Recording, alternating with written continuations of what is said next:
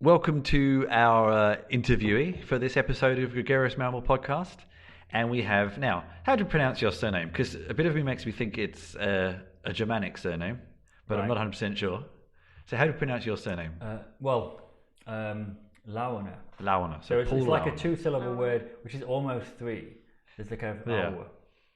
So I say, but it's actually from Switzerland. So. That's Swiss. So do you have umlauts over the U? No. But I grew up in Yorkshire, so it was Laeuner. All right, Laeuner.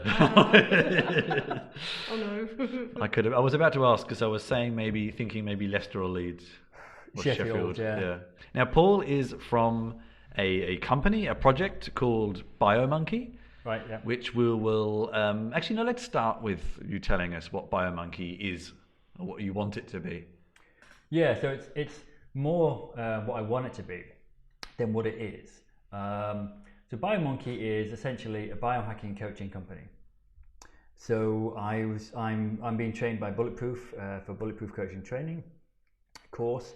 So I'll be a Bulletproof coach. So I'll be helping people be their best selves and feel their best by giving them all kinds of advice that if they want it, essentially. But I'll be selling Bulletproof products.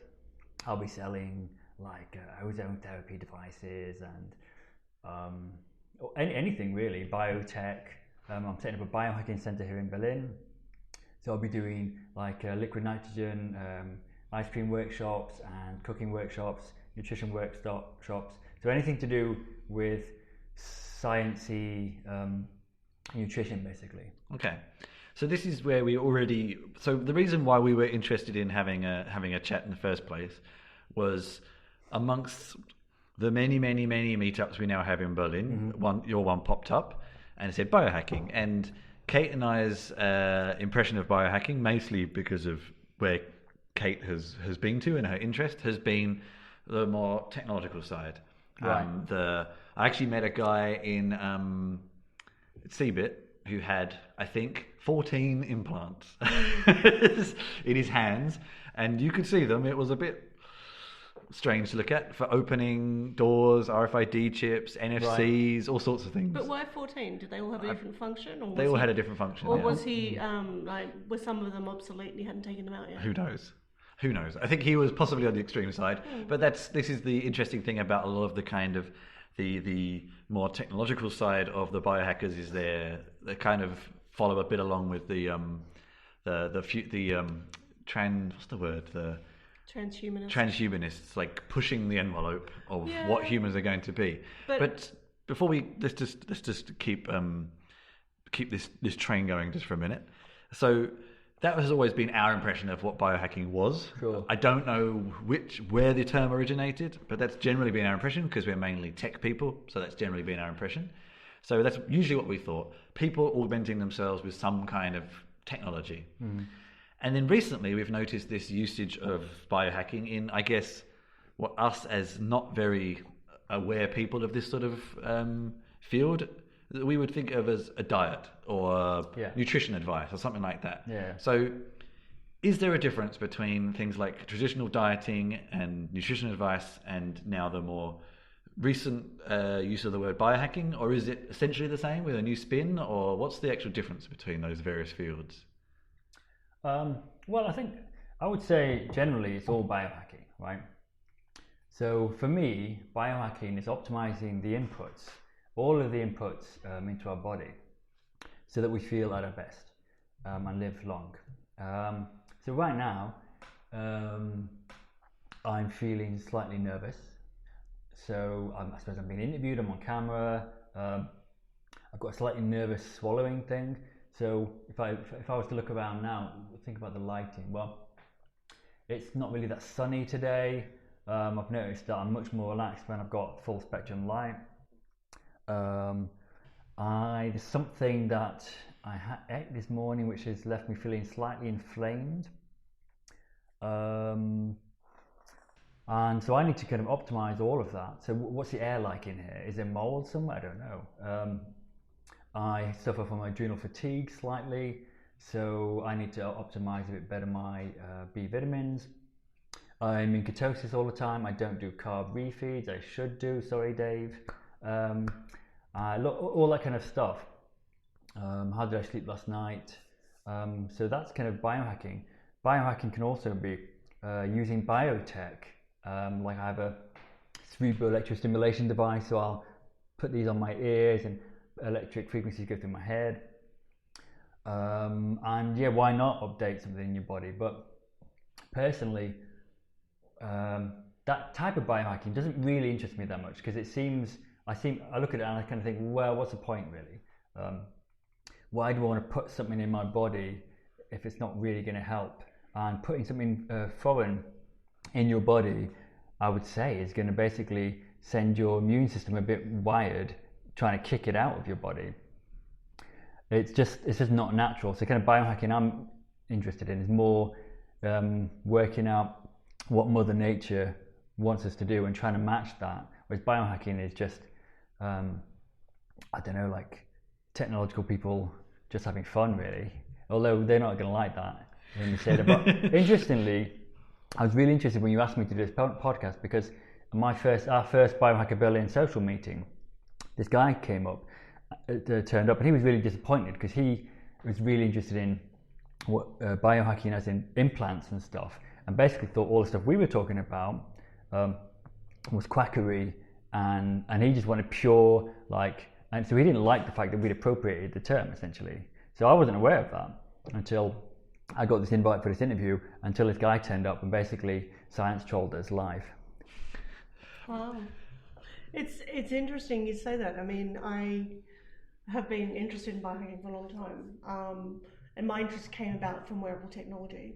The idea that you could wear pieces of technology, whether sensors, forms of devices, like this, like a Fitbit or something. Yeah, like this one. Yeah, and you could use it to get data on your body, your physiological self. That's cool. And it may be data that previously you've not been able to access, or that scientifically you've not been able to access. I think personally what appeals to me about biohacking is the idea that we've got all this knowledge and we can become our own self-aware kind of conduit, so that rather than all the knowledge being at the hands of medical professionals, we're able to have some of that knowledge ourselves. I see it in terms of there being a lot of common sense with a lot of this stuff as well, so that you're able to obviously use wearables to monitor yourself, but also to be aware of risks. Like I think that you made some interesting points with the implants, that they can your body reject an implant? And it's interesting, because I've always been quite interested in implants personally, and I see you can think of them as a continuum of some of the other things that people get implanted anyway, from people that are involved in the more extreme side of piercing and those sort of things, to people that get things like cochlear implants or false hips or false knees, or all that kind of stuff. And I asked this guy who had this big honking huge implant in his hand, and I always thought the hand is, whilst one of the most convenient, has got to be one of the most painful spots, because firstly you put all your nerve sensors in the fingertips. I know from having had third degree burns myself, only got a few scars now luckily, they hurt like fuck. Even if you burn the nerves off, they still hurt. Oh good, we can swear, can we? Yeah, well I do. Awesome. I'm Australian. Great. But yeah, like the hand has got to be one of the worst spots. And I asked him about, why didn't your body try and reject it? And because you hear of people getting a piercing and your body just pretty much pushes it out. And no, I was able to keep it in. So I always say to people, if they're going to go to that, anything that involves putting something into your body, whether it's food or some type of herb or supplement, like people hear about people with turmeric implants lately. Turmeric. Yeah, the spice or root. I'm not sure which part of the plant it is. To putting stuff physically in your body, whether it's an implant or something else.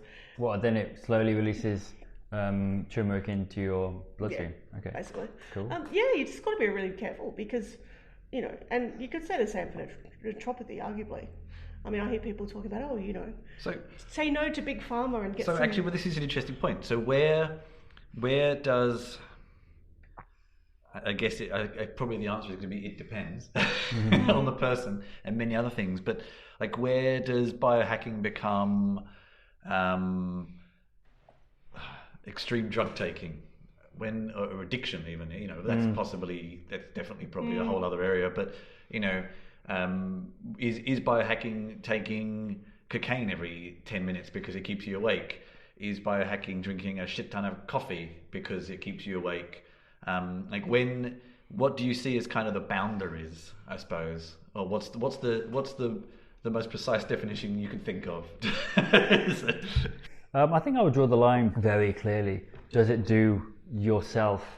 Does it do you or others harm? And can you control it? I would say that's the line. Okay, so that's a good point. Control is certainly a very good point. Is it beneficial for you? Yeah. If you're doing it and actually it's really not beneficial at all, that's got to be towards addiction. Okay. Or why are you doing it? It's a good point. And when you think of things like microdosing, the idea that you can take minute doses of, was it Special K? LSD. LSD. It was one of the drugs. I mean, clearly LSD, I'm not the most clued up on the psychotropics. As a way to kind of monitor or manage. No, that's not the right term. Sorry, I'm going to rephrase that. Enhance, I think. Yeah, almost enhance. Harness, right? Yeah, Harness. but your energy and your mood, I think that's what they were going for. Correct me if I'm wrong. Focus and creativity, I think, was the main thing. Yeah, but it is interesting because I know that there is a number of research projects at the moment looking at drugs like Special K and LSD being used for people with severe drug resistance. Special K. What, you mean the cereal? Ketamine. I mean ketamine. Sorry, I'm used to it being called Special K. Ketamine is like a horse tranquilizer from memory. Yeah. But being used and again, we're talking very regulated, researched kind of stuff for people with drug-resistant depression. And these are people who have, I might add, in the past either been subject to fairly intensive treatments like ECG. Electroshock. Yeah. ECT. Oh, Sorry, ECT, okay. It was on the tip of my tongue. ECT, or alternatively, the brain implants, which is a newer one that's been considered to be very effective. Well, here's an interesting question: is taking medication for bipolar biohacking? I suppose it is really, but I think what's a key difference between, say, normal medicine, which the doctor might give you, and say a biohacker's approach, we look at the causes. Yeah. Okay. Yeah. What's the fundamental issue? Why is this happening? Yeah. We're not just going to say, okay, this is happening. You have this drug will stop that. Because if you don't fix why you've got problem X or issue X, then you are just going to put a band-aid over it, and then it's going to manifest itself some other way. Okay. Yeah. So I guess actually kind of joining up maybe some of the two sides of where maybe all three of us have come from in terms of the term biohacking, is that you're interested in optimizing the inputs into you, and some of the other aspects of biohacking, although I'd actually probably call it quantitative self, really, to be precise. I would say that's very much quantified. Is there very much biohacking, proving or disproving, hopefully, whether optimizing the inputs has made a difference? Absolutely. That's great. And a question related, I mean, you mentioned, Chris mentioned diet and you mentioned ketosis. Where do you think the interest in the low carb, diet movement or health movement has come from, and why is it so predominant in people involved in biohacking? Good question. Results, I would say. It just works. Like for losing fat, I can't think of a better way than ketosis, dependent on possible other factors, but it just works so incredibly well. And can you describe what it means to listeners that might not be familiar with the concept? Ketosis is essentially when your body uses fat for fuel instead of sugar. Essentially, it's that. And my understanding is to get to that state, it requires a no sugar, no carb diet. Is that correct? Yeah, so you're normally supposed to eat less than 50 grams of carbs. Yeah. Which is a very small amount. So considering if you have, I don't know, like a 100-gram bar of chocolate, that's probably 50 grams of carbs already. So, I mean, do you think, is there a reason that I wouldn't even say our modern diets, but human diets up until this point have generally been so possibly bad for us? I don't know. It feels like sometimes now we say a lot of things that are bad for us that, as far as I can tell, have been in our diets for a long time. Doesn't mean they were right or wrong, of course, but is it just because they were easier to grow, or? Well, you say a long time. What define a long time? Well, like carbs, for example, seems to be generally Like which ones do you mean? considered a bad idea these days. But we've had breads and grains and things with high carb value for quite a while. Like rice. In Yeah, I Japan mean, or it's just China. wheat and things like that. But just because we just didn't know any better, basically, or are they? I don't know. I guess why more recently have we started challenging the old paradigms, because we have the ability to do so, I suppose. Well, this is kind of like the kind of paleo approach now. So the idea is, what did we do when we were running around the forest? Yeah. And what we were doing was seeing an animal, eating an animal, stuff in our face, all kinds of fat and animal product, and then, I don't know, grabbing some vegetables somehow. We weren't doing mass agriculture. So that's actually, in the history of the human being, is a relatively recent thing. Yeah, all right. So the idea is we're not designed to feed ourselves from carbs. We're designed to have nothing to eat while we're hunting, and then to eat a load of fat, basically. Yeah. So even like the concept of 3 meals a day is probably just what we've got used to in the modern existence. It may not be the best way to do things. Well, I eat once a day. Okay. So it depends on the person. Yeah. So I, through excessive ketosis, I had problems with adrenal fatigue, which I still have now. I can fix that, but it's something to be aware of, because I stress my body because I fast every single day. And then I eat, so I kind of have like a 24-hour fast. Okay. Every day. How's your immune system as a consequence? If that's not too personal a question. No. Well, I'm not sure how I can really. I mean, I'm not looking at the markers for that, but I'm very. I don't have any health problems as such. I don't get ill. Sure. No more or less than normal, or you would say maybe even slightly less than normal. Whatever normal is. I would say, well, what is normal, but Chris? I don't have any indications that there's an issue with that. It's interesting. I have heard similar responses from people who've changed their diet in all kinds of ways, like people who've gone vegan, for example, or people that have removed something from their diet, whether it's dairy or alcohol or something else. But it shows that there is not one size fits all for any type of food program or diet, whatever term you want to use. And I think that, when we talk about the idea of the age of when certain types of food have come into play, you can't remove the reality of how powerful advertising and the food lobbies are, particularly in America and the Western countries. They've got people telling you for how many years that carbs are good and fat's bad, or whatever. You could pick any type of argument and find it an opposite. And I think one of the interesting things that biohacking as a movement does encourage, whether it's through using wearable devices or food or journal, even old-fashioned journaling, writing down things, is being aware of yourself, being able to monitor yourself, whether you're using an app to monitor your sleep, and you might be connecting that with wearing a sleep monitor of some sort, or you're simply having a dream journal, or a food diary, or however you choose to do it. And I think that's quite a positive thing. It's people taking some ownership of their health for themselves. And, people can ultimately choose what they do. I mean, I like to drink wine. I'm still going to drink wine, unfortunately. Even if I know that drinking wine is the worst thing to do for good sleep. And I know I'm not alone in that one.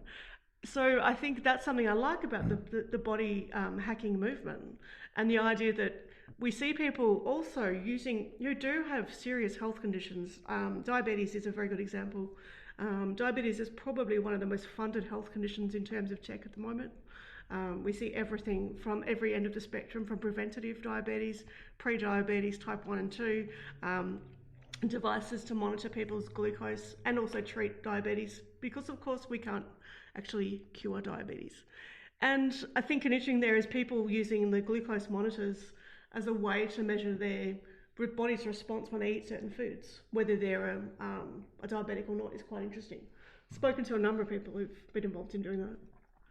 I mean, I would say, you say you can't cure diabetes, I would say you can. Yeah. There's many cases. I was thinking type 1 specifically. Right, okay. Yeah. Type 2 you can, absolutely. Yeah, I mean, ketosis for reversing diabetes, type 2, there's loads of cases of that. That's Type true. 1, I agree. I'm less familiar with. Yeah, type 1 is perhaps got different causes than diet alone. So how much? Let's take you as an example. Sure. You're the best example you can think of, I'm sure. Well, I don't know about that, but we'll see.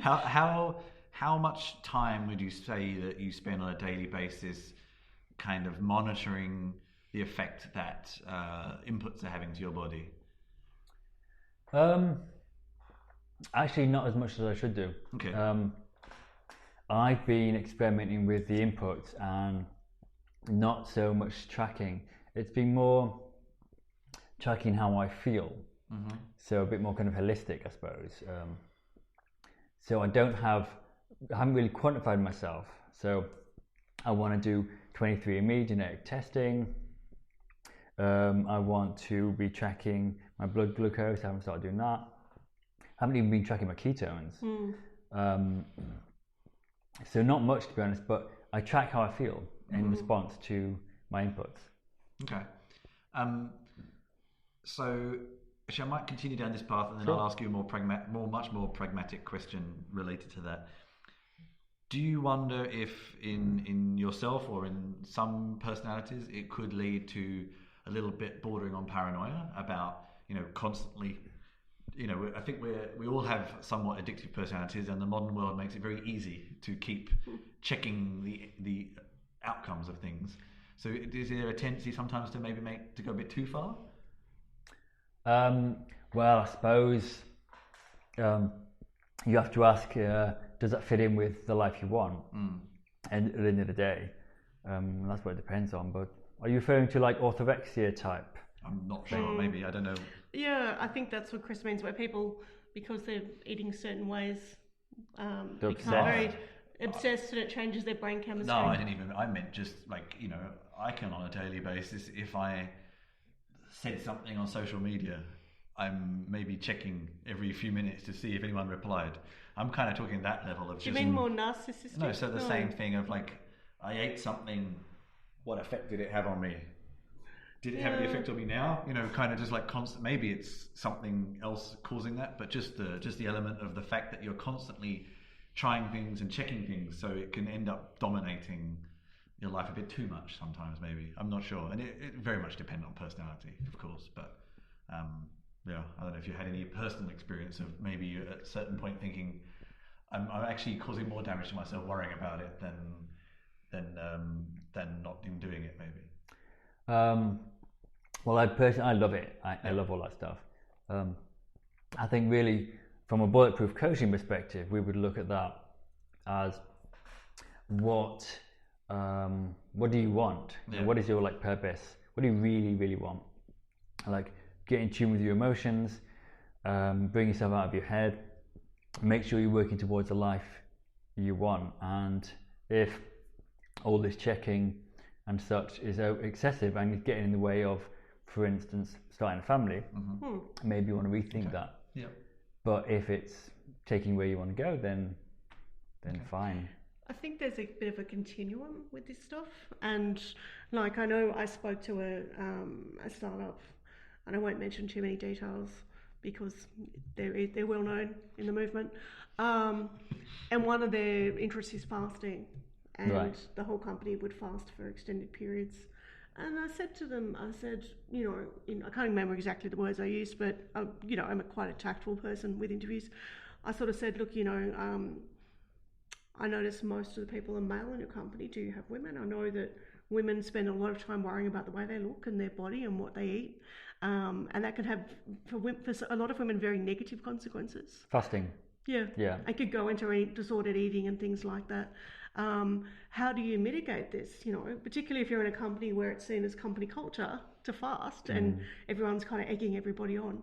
And I was really quite shocked when the person said to me, "Well, I never thought of that." It's probably the manifestation of a completely different problem. But yeah. And this was someone who was kind of well, okay, I'll again phrase carefully. Someone who thought they were a bit of a leader in the movement. So I was a little bit shocked to hear that this wasn't something considered, because, you know, I see mental health as a key part of a lot of biohacking, Sure. and that's something that should be, you know, good mental health should be monitored and maintained and encouraged in all people. But why were they fasting? Were they fasting to lose weight and look shredded, or? No, they thought it increased their vitality, and their ability to work, their clarity of thought, and a few other reasons. I mean, no doubt. I mean, if it's done well, it's got lots of benefits. Sure.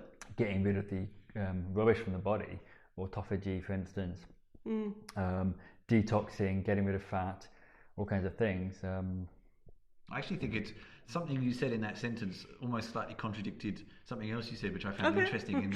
In that you said about the way women look is I know, I mean, I perfectly understand. It's a constant source of angst for a lot of women because of media and businesses and fashion and all these sorts of things. But actually, you said they were doing it to make themselves feel mentally more aware, and there was no discussion of the way people looked. So no, you're not quite understanding me. I was saying this company was doing it for those reasons. Yeah. However, we know statistically that when women are encouraged to fast, it can go very wrong. For example, you have programs like in Australia, we have the 40-hour famine, where people are encouraged from a young school age to fast for 40 hours. You know, not a long period, but to you know, solve world hunger by fasting and getting donations. 80% of the participants are women, are young schoolgirls. Like, women from a young age are rewarded for fasting and for, you know, abstaining and for regulating their bodies and their diet. All right, okay. So I can now see, you know, a few issues. Okay. But that said, I mean, I think what you're proposing is more of a considered positive program where there's training involved, there's consideration, there's thought. It's not just jumping in and, you know, being someone to guide you through a process is always good if it's especially to do with fitness things, because you can easily overdo it. And I think sometimes having someone else involved who's not, you know, in your immediate circle could be very helpful, because they can see things that you may not see. You may have all this data and be able to regulate, you know, okay, I know how much I sleep, and I know what happens if I do certain things or what have you, or if I don't. But to get that insight, sometimes you need actual people from, you know, to see another side of things. Yeah, I mean, fundamentally, I think fasting is very helpful. If you fast, it can drastically reduce your chances, for instance, of getting cancer. Sure. Because you can essentially clean out lactic acidosis build-up, free radicals, all kinds of things. But you have to be careful with it, because it's a stress to the body, which is why it's effective, but it can also cause a lot of stress to your adrenals. It can cause, well, temporarily it can cause fertility issues with women. And so it has to be managed, essentially. But essentially, it's a very healthy thing to be doing. It's something that we've been doing as humans for ages. I mean, 40 hours is not really very long, to be honest. Yeah. It's like there's a lot of those kind of common numbers about how long human can survive without certain things. And food is like 3 days. No, or even longer maybe, but 3 days. Oh, it's wait really long. Yeah. You can survive a long time without food. Yeah. Okay, let's circle back to some kind of more practical questions. The first one would be, I know you've already kind of said that maybe you're not tracking the outcomes of your input as quantitatively as you could or should. Sure. But if someone were to ask you like devices or things like that, you would recommend for doing those sorts of things? Do you have any that come to mind that you would particularly recommend to people? I think a simple heart rate monitor is interesting. Like, this is a Fitbit, to see just how you respond, really. And you can use this actually in a way to see what your sleep was like. Because if you slept for 8 hours then you look at what your heart rate was like. You can see when you woke up and such. It's quite obvious according to the heart rate. Yeah. Okay. I would say. Let me think.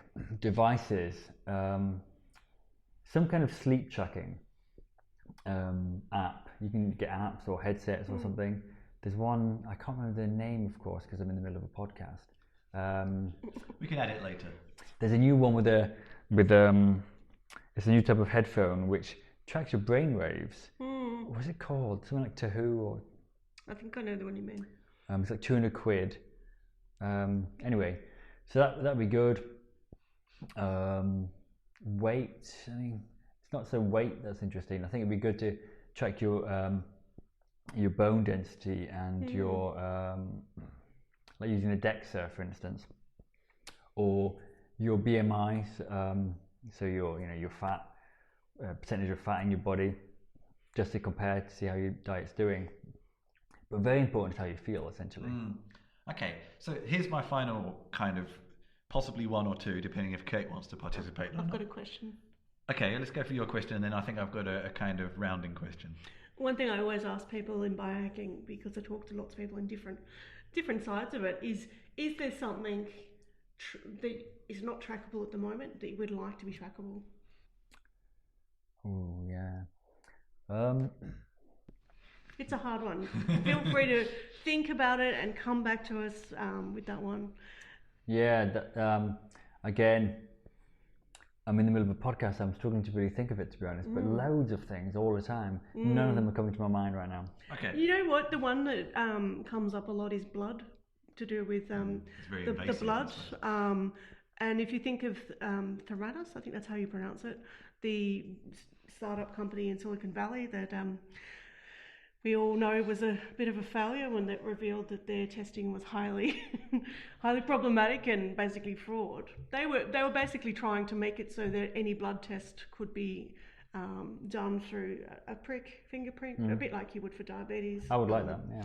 Yeah, super fast results, etc., etc. And I'll put a link to the whole debacle there for people to read. It is an interesting one. Maybe we'll let people delve into that further. So my final question from our side, depending on what if Kate wants to participate, and you'll get it in a minute, and then one from you, just wrapping up anything you want to tell people. Okay, putting you completely on the spot here, if you haven't enough already. Sure. With no kind of analysis or anything like that. So one of the reasons I was sort of also interested in speaking to you is as I've got a bit older, I also do sometimes feel like there's a few things I could do better. I would like to improve with the way I feel. So, okay, take, for example, the classic, like many other people, but especially for me, when it gets a bit later in the afternoon, I start getting quite drowsy. Sure. Is there a very obvious thing you would recommend for maybe fixing that, or is it just having a sleep? Could be it. Is there a biohacking solution that you can think of that might help with that? So you mean like the 4 p.m. blood sugar drop? Something like that. Yeah. Well, tell me, what do you eat for breakfast and lunch, and when do you do that? Well, it varies, but generally breakfast is muesli, yogurt, some fruit, probably about 7:38. Right. Lunch varies wildly, but sometime about 12:31. Yeah. You eat pretty healthy though. Well, sometimes.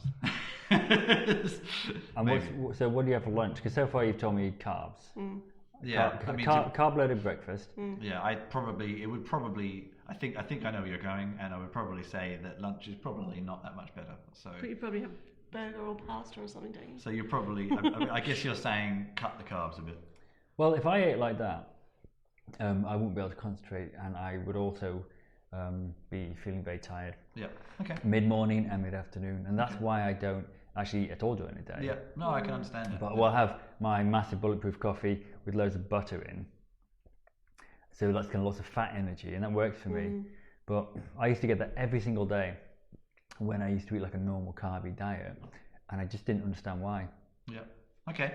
I think I'm a simple one. Kate, do you have a particular thing that you'd like to get a very, very quick, unguaranteed diagnosis? No, I'm good. I'm good. You're good. Thank you. Okay. I mean, yeah.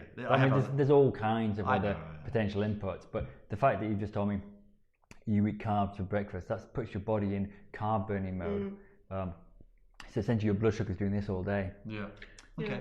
It's an insulin glucose war. Yeah. Yep. Related to that, I actually did the whole 30 for nearly 30 days. And I found that really hard, actually. Breakfast was probably the hardest one because I don't eat eggs. And you're eating so much meat. And when you're used to more of a vegan diet and there's loads of eggs, you're like, whoa. So, but are you still a vegan? No. No. I used to be vegan. Yeah. And I actually think that's how I first got adrenal fatigue, because I didn't have so many things, particularly B vitamins. And I only just realised that in the past few weeks, actually. Yeah. If I think back to it, so veganism, and then ketosis, without my carb refeeds. So in the Bulletproof diet, we suggest about once every week or 10 days, you have a carb day where you carb refeed to make sure your adrenal gland, for instance, is supported and your body's not too stressed. But then most of the time you'd be in a low carb diet and like under 150 grams a day or less, or 50 for ketosis. Okay. But I'm a bit extreme though, so I didn't do the carb refeeds because I feel so great normally. Like right now I feel really nervous because I'm on a podcast, but I wasn't really respecting the wisdom, shall we say, of the Bulletproof diet. Whereas, so I need to be a bit more quantified about it. And the science behind it, I guess. Yeah. Follow what the science says, huh? So you've come on our podcast. We've made you nervous. Yeah. We've taken, No, I'm making myself nervous. You're lovely. You're incredibly eloquent, though. We've taken 50 minutes of your time on a public holiday. So we do tell apologise. us what you'd like to promote. What are you up to? What would you like to tell people that you're working on?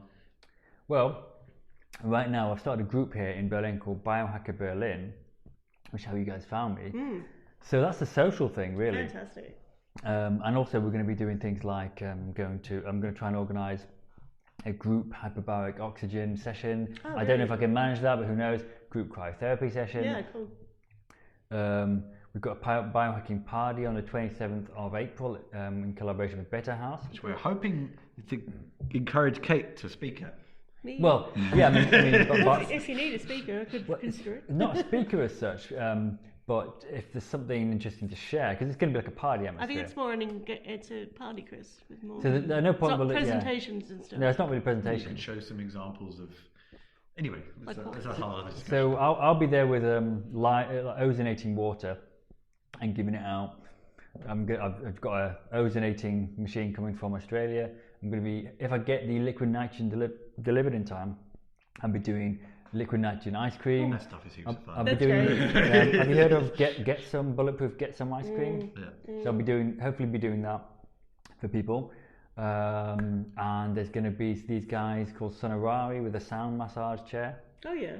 We're also going to be there this Saturday, the 15th of April, at Simply Keto for our social event. Great. So I hope to see you there. Yeah. So that's what's going on. And then when I get my biohacking centre set up, I'll be doing all of these workshops, nutrition workshops in my centre. That's great. So how can people do you have a website or a preferred social media profile or something where people can keep up to date with these activities? You can follow the Biohacker Berlin Facebook group. That's Biohacker Berlin, not Biohackers Berlin. Singular. Bit of competition there. Because oddly there's another group. But I noticed. Yeah. It's confusing. It is confusing. A very Monty Python. And BioMonkey Facebook page. Okay. And then the BioMonkey website, which is basically empty because it's all very new. Okay. Excellent. Thank you very much for your time. Thank you. My pleasure.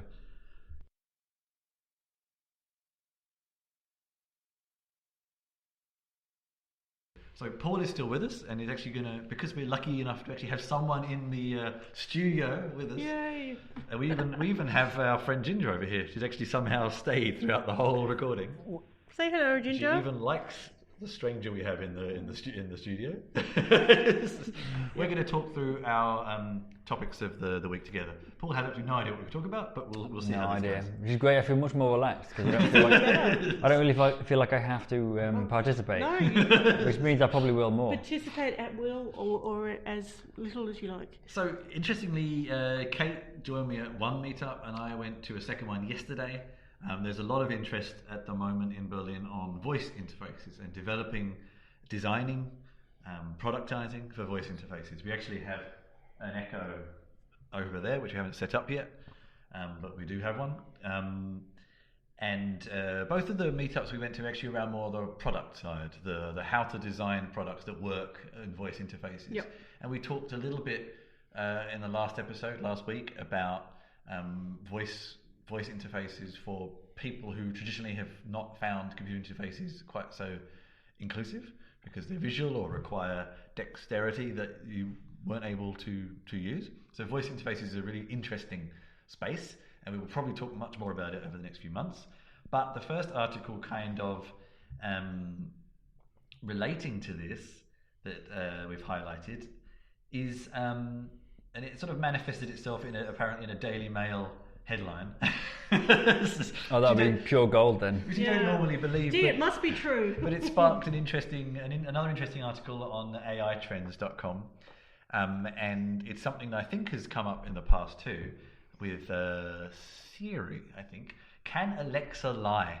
Can voice interfaces be made to tell you things that aren't true, to spread false facts? And actually one of the demos I saw last night kind of feeds into this a little bit. It wasn't a voice interface, but it was an AI interface where it would ask you often false questions to eliminate things as well. So sometimes AIs actually ask you the wrong thing intentionally as well, which is kind of interesting. But can you give an example from last night? So it was basically picking, you thought of an animal and then it asked you questions and it tried to guess what the animal was.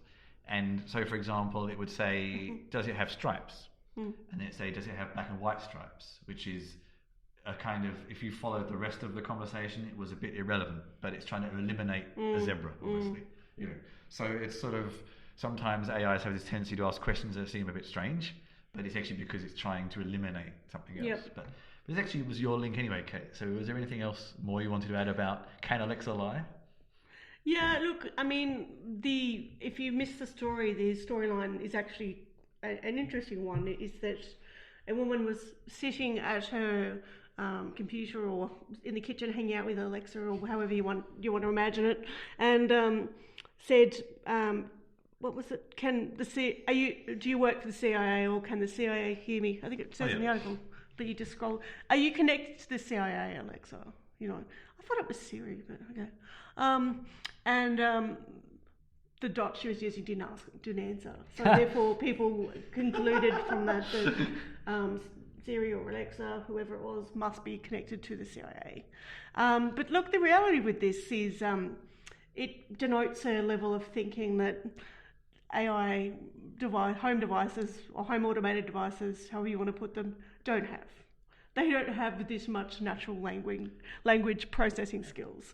It's basically when you ask a question, you're putting in a request to an algorithm that will try and collect results based on the words that you've said. And when they say things like, "I do not know the answer to that," or "I can't tell you," it's because they don't have the information on hand. But that said, like you said, there is certainly capacities for false questions and false answers, and it depends where the information is garnered from. That's one of the issues. It's a very interesting space I find at the moment because it's very new and no one really has any answers yet. So I'm going to ask you a stupid question because this is not my field. We don't have any stupid questions here. But does Alexa, does she know though if there's like a back door to the CIA? Would she know? You know, I say she, does the algorithm or the program or whatever actually know that? Exactly. I mean, I don't even have a clue how it works, but does the programmer let it know? This is a whole other ethical question around what do you tell your algorithm. It's very new territory. Like Alexa or the Echo. No, Alexa is the frame is the system. is very new. It's less than 2 years old Super and new. was pretty much beta when it was released. And it's very early days, very, very early days. And it's interesting, but there's going to be a lot of mistakes yet. And I might add, if you read my writing, you probably know I'm more of an Amazon Home fan. Amazon Home, Google Home. Sorry, Google Home. I was thinking of both that much of them. Of a fan, eh? I was thinking of both of them at once and comparing them in my brain. Look, because I think you think of some of the bodies that Google is associated with, from buying DeepMind to all kinds of stuff, and their progressions with language processing through their Google Translate, some of the other stuff they're working on behind the scenes with Google X. I think they've, certainly shown that they're putting the energies and the efforts into home automation. And whilst there aren't as many products connected to Google Home as Alexa, I think that's going to be... They are more mature. It's interesting, actually, one of the presenters I saw at one of the meetups, and I don't want to kind of just sound like I'm bad-mouthing them, so I won't be more specific, kind of was a little... said that this is all very new territory. And actually... Like Google, you're correct. Google Home is new, but Google Voice Interaction has existed for a long time. That's You've been able to do it on Android for quite a while. Yeah, that's a good point. And a woman I was speaking to last night said, "I've been doing this for 20 years." Yeah, exactly. And I was just thinking, "What do you mean you've been doing it for 20 years?" She said, "Voice automation systems, customer service systems. It's not new. It's not new technology. It's just a lot faster now. That's all." And the thinking elements as well. Yeah, those systems you all hate. Say yes now. Yes. Do not, etc. Yeah, oh god, yeah. And the guy even played a joke video from the Deutsche Bahn, apparently in the 80s or 90s, tried to make a phone line where you could order tickets. That's right. And this guy had an accent, and it was getting absolutely nowhere with it. But well, because we're all in Germany right now, yeah. So the German voice automation phone calls, like, it's so frustrating when they say yes or no. And you say, like, ja or whatever, and then, in some kind of foreign accent, and they say, you did not give the correct answer. And it's really annoying because it's not like I did give the correct answer, but you didn't understand it. Yeah. And that's so German to criticize the customer. Yeah. Like, the make it our fault. The customer is wrong. Yeah. The customer is totally wrong in Germany. So true. The customer is a douchebag. The customer is not king. That was actually a great segue, going from customer to king. And it leads very, very nicely to the next topic, a little bit more jovial side of what we're just talking about. And one of the issues that often comes up on tech podcasts is when you're talking about these sorts of devices, is actually triggering them. And there's been lots of examples of people doing this intentionally and unintentionally. And this manifested itself and came to a head last week in an advert from Burger King. There's the King reference. I'm just going to play it so we can all hear it. We're not going to be able to see it. Paul's not better to see it, but There's not much hear to see. But you can watch it yourself as well. Let's see. Oh, it's 15 seconds. Which is unfortunately not enough time to explain all the fresh ingredients in the Whopper sandwich. But I got an idea. Okay, Google, what is the Whopper burger? I actually think that's quite clever. And that's actually quite clever advertising. In case it's not obvious, the idea is that your Google Home device will respond appropriately and tell you what is in the Whopper burger, which it actually does in the video I saw. But the thing I find interesting, because I don't actually see what problem Google would have with it, but they shut it down. Yeah. Part of the problem was actually Google that shut it down. Yeah, that's what. Yeah. Part of the problem was firstly the information was coming from Wikipedia, and people had hacked or edited or whatever you want to call it, Wikipedia's the Whopper page or the Hungry Jack's page or whatever they're called, Burger King page. Sorry, they're different names, different countries. To say things like, it's got rats in it and stuff like that. Yeah. So and there have been some really, really funny cases where people have had things unwantedly ordered on their automated device, whether it's there's a young girl saying she wanted a doll's house. And so therefore they got a doll's house sent to them. There was another one where whenever they discussed this story, people ended up getting doll's houses ordered through their automated devices. We're going to have... so it's interesting because when people talk about hacking, you often think of these very complicated sorts of... Well, we've been talking about hacking in other ways already in the episode, but sometimes the most successful form of the negative hacking, black hat hacking, is social hacking, is bypassing. There's actually some, I think a German university announced this week that they could hijack a computer through scanning hard drive lights. Yeah, that's right.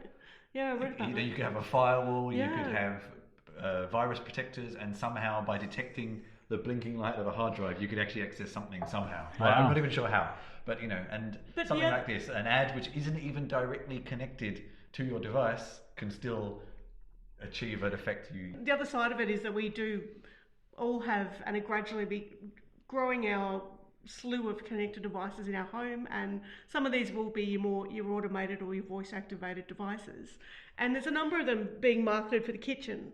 So things like ovens that will talk to your refrigerator, refrigerators that can order food for you when they detect that something's run out, your stovetop or your heater that cooks connects to your smart fry pan, detects that you need salmon, so it will order the salmon. But foreseeably, when you think how many connected devices, like you think, just let's pick a product, say milk. You might have a connected kettle, you might have a connected refrigerator, you might have a connected, hot water system, blah, blah, blah, blah, blah. You could foreseeably have all these devices ordering you stuff because they detect that something's empty. Or someone just plays a YouTube ad and your fridge orders something for you without you wanting to. So, but you're going to have a problem. And then there's the recycling bins that also can connect your rubbish and reorder it that way. So you could foreseeably have a problem of having 6 litres of milk. This actually comes back to what we were talking about earlier, Paul. I mean, could you see, or have you already seen, the potential of someone is trying a biohack, and a sensor that they're using says you don't have enough blood sugar, and without them even knowing it, orders them something they need. Do you think that gets taking it too far? Well, no, I was just thinking the same thing. What I would like, you asked me earlier on, what would I like to see that could be monitored? And the truth is everything. I would like all of my markers to be measured so that I could see, oh, you know what, I am down on B6. I'm going to eat some spirulina or whatever. But there's an app called Chronometer, which you manually enter the food you eat, and it tells you what you've not had enough of. So you can imagine a scenario where that app was connected to your fridge or whatever, and then they ordered you some more salmon or whatever. But it's getting a bit far. But I would like an app where you don't have to manually enter all the food. Absolutely. Because that is a pain in the ass, and you don't do it after a while. So I want something that you can, this is what I want. Voice recognition, say, hey, Alexa, or whoever, I'm eating salmon. I'm eating about 300 grams.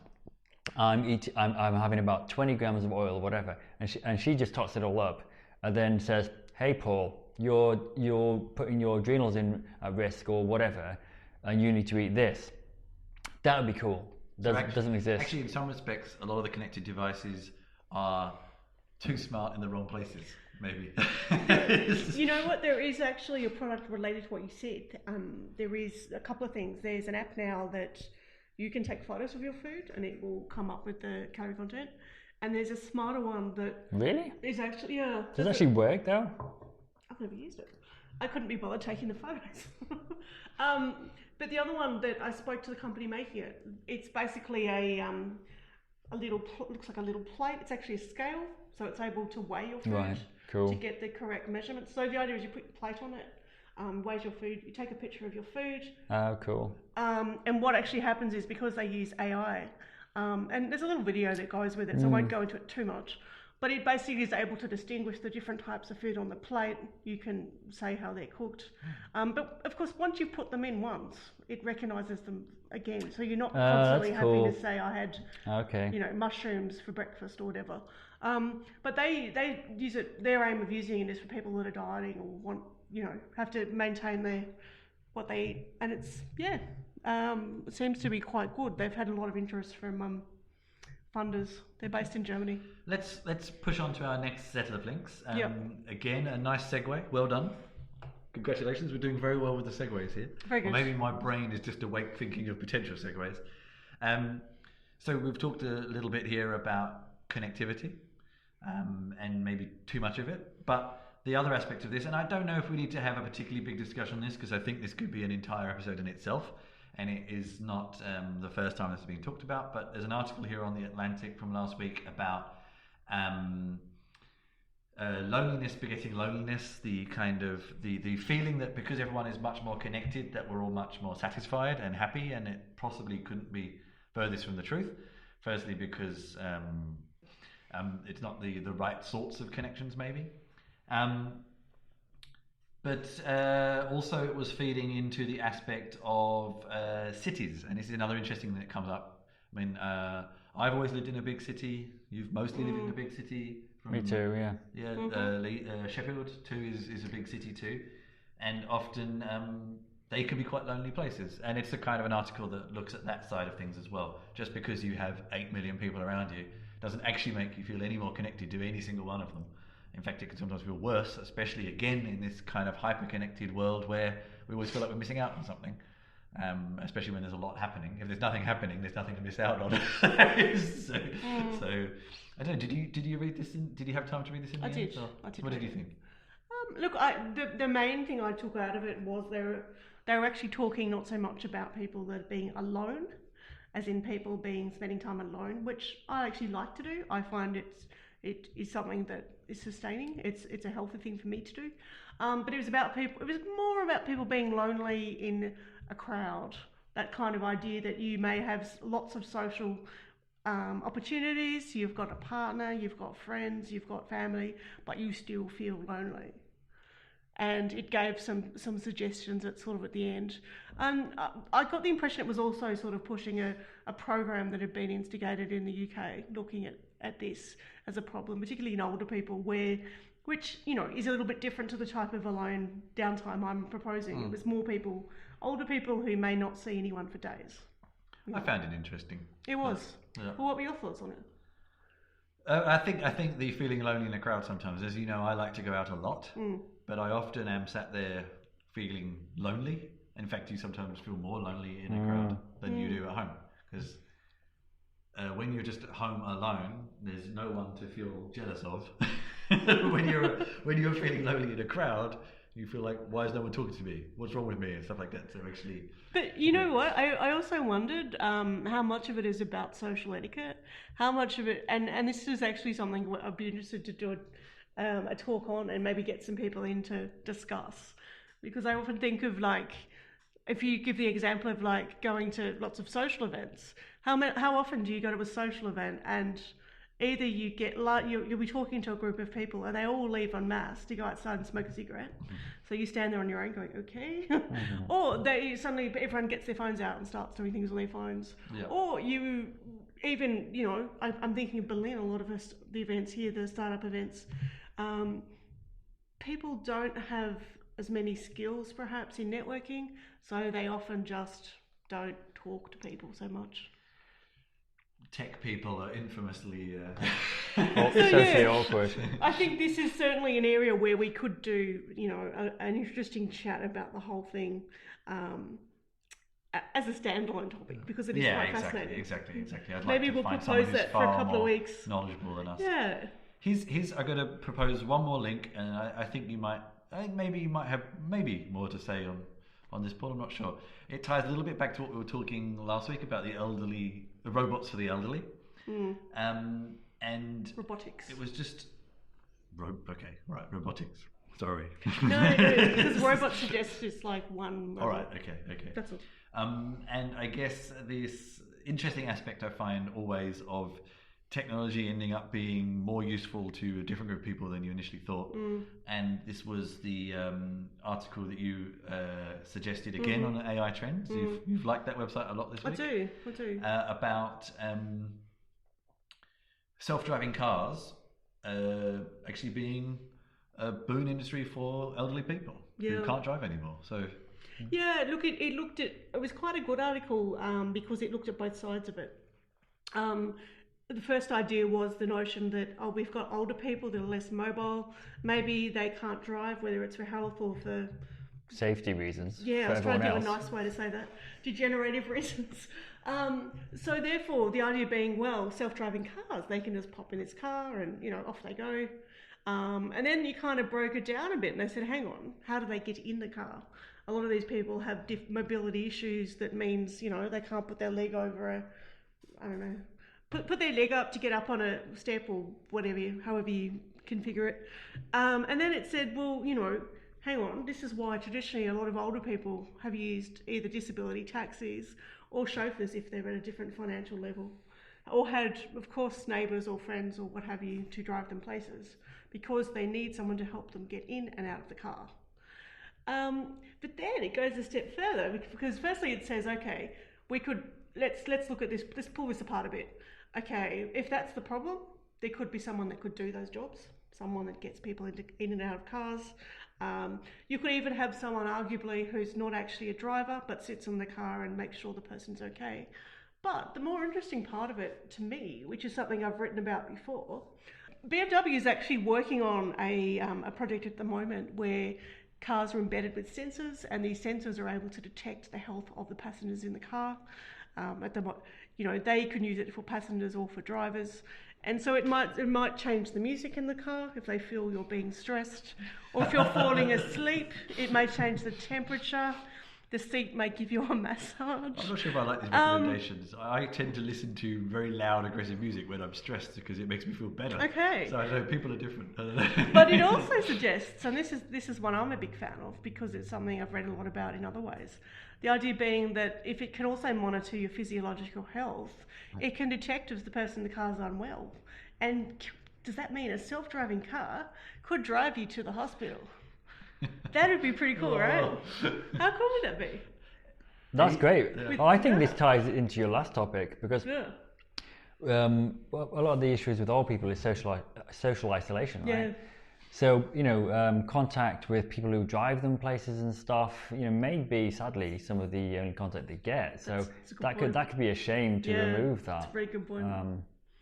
This is So the issue, right? pros and cons there, I suppose. Yeah. And let's bear in mind, I mean, these self-driving cars are going to take a while, Okay, and the final article I wanted to mention here, again, sort of feeding into this technology popping up, not where we expect it, but in a different way. And also, I mean, not wanting to get political right now, but one of the things I thought would be potentially interesting outcome, positive outcome of the kind of Trump pro-America policy would be that other parts of the world became stronger, especially Europe. Sure. I haven't quite seen it yet. It's not been very long, to be fair. But one area that is definitely benefiting, I think, in ways that maybe we didn't think is China. And not that China has needed much help encouraging itself. And obviously, this stuff is not new. It hasn't been happening in the past 3 months. But I especially have found it interesting to see where innovation is coming next. Like the US has generally been on top of innovation for various reasons. Where is it coming from next? And we often think of China especially as just being a place that makes our crap for us and makes our ideas, but they actually have a lot of their own. Yeah, they And this certainly is do. an article in The Economist. Unfortunately, it uses as its measure patent applications. You've got to have something as a measure, I suppose. I wouldn't necessarily use patent registrations as the best reliable measure of innovation, but let's just go with it.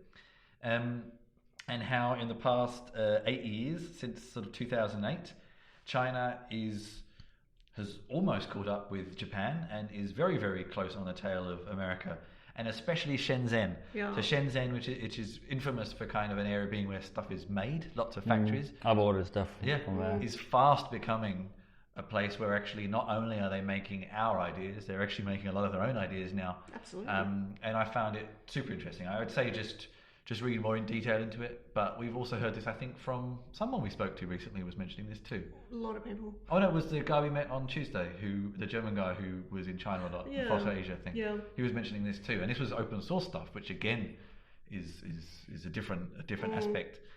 Just how interesting China is right now. It's a hard place to access, but there's a lot of interesting things happening there in many ways that we're not always conscious of. I find it very interesting just to see where the next hotbeds are going to be. Yeah, there's some super good documentaries on Shenzhen in particular. It may have been Motherboard or Vice that did it, I can't quite remember. But I'll find it and link to it because it's a super good documentary. And, like one of the people I write for, Nextback, they're based in Shenzhen. So, I get a little look there. And additionally, there's also a super good incubator there for hardware. There's quite a few, yeah. There's a number of them, but this one's particularly good. It's really well known for getting people's products out there, called Hacks. Hacks, that's it. Yeah. I just found it. Oh, it's in the There you article, is it? go. Oh, okay. Just scroll past Yeah. just as you said it. But they actually, if you look up the products, they're all people that have successfully funded, kickstarted. They've done Y Combinators. They've companies that are successful. Some are Americans from the Valley or whatever, but and one's based already in China, like Nextback. Paul, where would you, like in the areas that you're familiar in, where would you say is a place or a company or a group of ideas to watch out for kind of that are really doing some more interesting thinking? Well, I mean, where we're sat right now, actually, to be honest. Brilliant, yeah. I mean, I work in Better House, and every Thursday we have a startup pitching thing called Better Breakfast.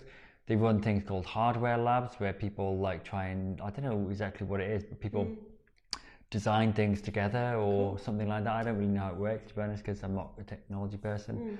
There's loads going on. It's pretty impressive. It seems to be a bit of a hub, I would say. That's great. So they call this the Silicon Delta in Shenzhen. I think Berlin is the Silicon Alley, which Alley? Because LA basically just means street. It's not really a concrete area. We could call, that whole area around Beta House is a roundabout, but then Old Street in London claims Silicon Roundabout. Yeah. So what could be Silicon? And you've got over 100 co-working spaces in Berlin, so you've got all what's a very those... Berlin location that we? Don't know. Silicon Spatey. I'm not sure. A spatey for the uninitiated is like a late night shop where you can buy, like a 7-Eleven or convenience store. You can buy, lots of alcohol, but also and nothing healthy. Snacks that you would consume with alcohol. Maybe some couscous once in a while if you're lucky. Yeah. But that's about it. A bit hard if you're doing the no wheat, I think. No wheat, no sugar. So just wrapping up, Kate, what articles have you written this week that have been published that you'd like people to go out and read? An old one kind of resurfaced that I forgot I wrote about, which is always a nice thing when something's been sitting there and comes to be published, which was about bone conduction used in wearable tech. There's a range of products at the moment where the bones in your face are used as a conduit for sound as opposed to the ear. And you've got things from headphones to sunglasses that can play music. You've got a little device that looks like a James Bond that attaches to your finger and then you touch your face to be able to make phone calls. There's a range of different ways this technology is being used. And I'll hasten to add, this is quite an old technology. It's believed that, is it Beethoven that was the composer that was deaf? Yeah. He used to use bone conduction as a means to hear when he was conducting. And a lot of the devices, what they do is they enable that I can wear, say, a pair of sunglasses that's got music on them, like the Zungle ones, and no one else can hear the music except me because they're attached to my face. So it's really quite cool stuff. Any other articles? Is that the main one this week? There is, but I can't remember right this second. Okay. And two from me this week. I had, again, one that I wrote a little while ago that finally got published, was my article, The Realities of Being a Digital Nomad, which especially was focusing a little bit more on now as I am on the downward side of my 30s, or the upward side, depending how you look at it. You know what, Chris? I think we should also do a show on that.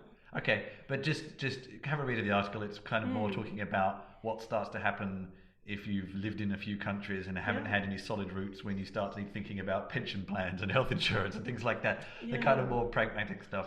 That was on Envato. It was a new outlet for me. And also, on the complete other end of the spectrum, one of my articles for D-Zone this week was JVM-free Kotlin. And if that means anything to you, you'll be very excited and you could just look into it. But have a look on D-Zone. Paul, thanks for joining us. My One pleasure. last time, tell us about your event at the end of the month. So there's a biohacking party in collaboration with Better House. So there's going to be organic beer, which is not really healthy, but it's healthier. There's going to be ozonated water, hopefully liquid nitrogen ice cream, possibly some ketogenic guy from a low carb cafe is going to be there. Music, there's going to be sound massage therapy, all body sound. So we're going to plug in the sound system through to a system which will vibrate your own whole body, which has all kinds of interesting impact, which is quite biohackery. You guys might quite like that. So it's just going to be a fun social thing, basically. We will So certainly come link along to that on our podcast this week. Great. So all the information will be there, and we will share it on our social media as well. So this has been Chris And Cate. And Paul. For another episode of Gregarious Mammal Podcast, and we will see you next week.